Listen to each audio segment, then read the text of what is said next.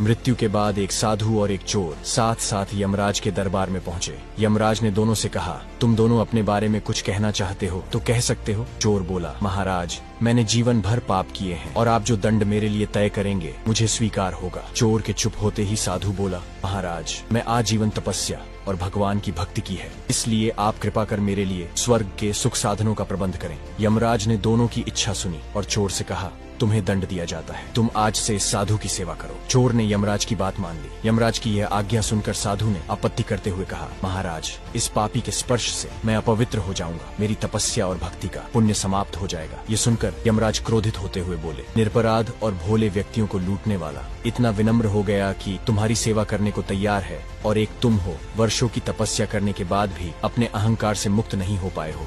तुम अभी तक यह नहीं जान पाए कि सबके भीतर एक ही आत्म तत्व समाया हुआ है। तुम्हारी तपस्या अधूरी है और तुम इस चोर की सेवा करो। कहानी से सीख, अहंकार मनुष्य के पतन का कारण होता है। यदि इंसान अपना अहंकार नहीं छोड़ता है तो जीवन भर का कमाया हुआ पुण्य भी एक झटके में नष्ट हो जाता है।